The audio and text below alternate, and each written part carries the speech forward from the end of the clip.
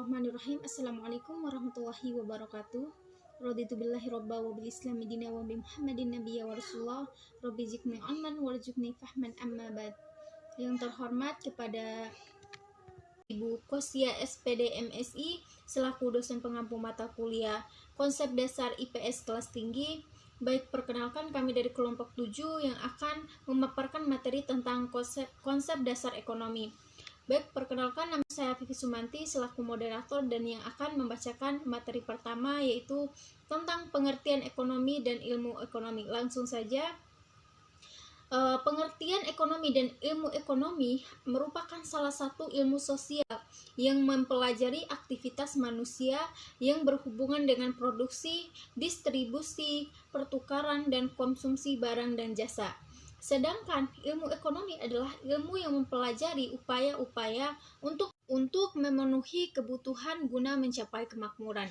Pembagian ilmu ekonomi berdasarkan kajian ilmu ekonomi dapat dibedakan menjadi 3 macam, yaitu yang pertama ilmu ekonomi teori, ilmu ekonomi terapan, ilmu ekonomi gambaran. Dan adapun dalam masalah produksi dapat berkaitan dengan yang pertama, yaitu kegunaan tempat, kegunaan waktu, kegunaan bentuk, kegunaan milik, dan kegunaan dasar, dan yang terakhir itu adalah kegunaan pelayanan. Terus materi yang kedua itu adalah manusia sebagai makhluk sosial dan makhluk ekonomi. Manusia sebagai makhluk sosial dan makhluk ekonomi pada dasarnya selalu menghadapi masalah ekonomi. Inti dari masalah ekonomi yang dihadapi manusia adalah kenyataan bahwa kebutuhan manusia jumlahnya tidak terbatas. Beberapa faktor yang mempengaruhi sehingga jumlah kebutuhan seseorang berbeda dengan jumlah kebutuhan orang lain. Yang pertama itu adalah faktor ekonomi.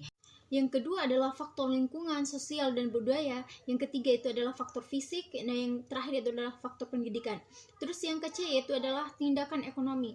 Tindakan ekonomi adalah setiap usaha manusia yang dilandasi oleh pilihan yang baik dan dapat dan paling menguntungkan. Tindakan ekonomi terdiri atas 2 aspek. Yang pertama yaitu tindakan ekonomi rasional. Yang kedua yaitu adalah tindakan ekonomi irasional. Yang kedua yaitu motif ekonomi. Motif ekonomi adalah alasan ataupun tujuan seseorang sehingga seseorang itu melakukan tindakan ekonomi. Motif ekonomi ini terbagi dalam dua aspek. Yang pertama motif intrinsik dan yang kedua adalah motif ekstrinsik. Macam-macam motif ekonomi. Motif ekonomi dapat digolongkan menjadi beberapa macam. Di antaranya yang pertama keinginan memenuhi kebutuhan, yang kedua keinginan mendapatkan kekuasaan, yang ketiga itu adalah keinginan mendapatkan penghargaan dari sesama manusia, dan yang keempat itu adalah keinginan untuk meningkatkan kesejahteraan sesama manusia. Itulah materi pertama yang dapat saya sampaikan. Selanjutnya materi kedua yang akan disampaikan oleh Ahmad Ridwansyah. Baik, saya atas nama Ahmad Ridwansyah dengan NIM 2020 A1H029 akan melanjutkan bacaan materi yang kedua, yaitu bagian E, prinsip ekonomi. Prinsip ekonomi merupakan pedoman untuk melakukan tindakan ekonomi yang di dalamnya terkandung asas dengan pengorbanan tertentu dan dengan mendapatkan hasil yang maksimal sehingga tercapailah semua tujuan. Adapun prinsip ekonomi yang pertama adalah kita selalu melakukan trade off. Yang kedua, biaya adalah segala sesuatu yang Anda korbankan untuk memperoleh sesuatu. Yang ketiga adalah orang rasional berpikir secara bertahap. Yang keempat adalah orang selalu bereaksi terhadap insentif. Yang kelima adalah perdagangan dapat menguntungkan semua pihak. Dan yang keenam adalah pasar secara umum merupakan wahana yang baik guna mengkoordinasikan kegiatan ekonomi. F. Teori nilai objektif. Yang pertama adalah teori nilai pasar. Yang kedua adalah teori nilai biaya produksi. Yang ketiga adalah teori nilai tenaga kerja. Yang keempat adalah teori nilai biaya produksi. Yang kelima adalah teori nilai kerja rata-rata atau teori nilai lebih. G. Teori nilai subjektif. Yang pertama adalah Hermann Heinrich Gaussen 1854. Hukum Gaussen yang pertama yaitu hukum kepuasan yang semakin berkurang, yang berbunyi jika suatu kebutuhan dipenuhi terus menerus maka kenikmatannya makin lama makin berkurang sehingga akhirnya dicapai rasa kepuasan. Karl Menger, teori nilai Austria.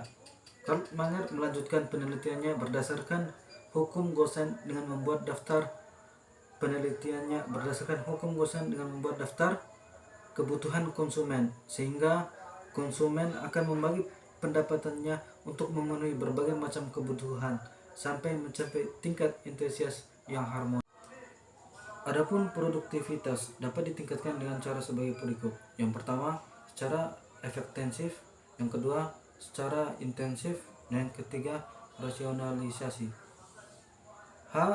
Ekonomi mikro dan ekonomi makro. Yang pertama adalah ekonomi mikro. Ekonomi mikro adalah ilmu yang mempelajari aktivitas perekonomian yang bersifat bagian kecil, sehingga memusatkan perhatiannya pada masalah bagaimana konsumen akan mengalokasikan pendapatannya.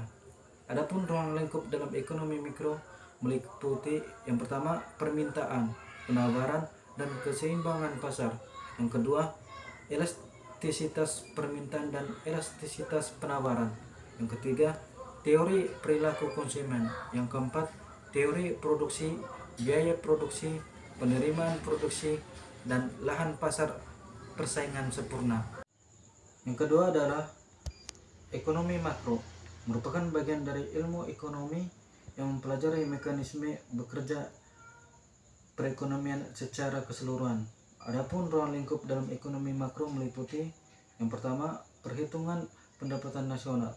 Yang kedua, keseimbangan nasional dalam perekonomian dua sektor. Yang ketiga adalah keseimbangan pendapatan nasional dalam perekonomian tiga sektor. Yang keempat adalah uang, bank, dan penciptaan uang. Yang kelima adalah kebijakan fiskal dan sistem perpajakan. Baiklah, itulah materi yang dapat kami paparkan. Lebih dan kurangnya kami mohon maaf. Wabillahi taufiq wal hidayah. Wassalamualaikum warahmatullahi wabarakatuh.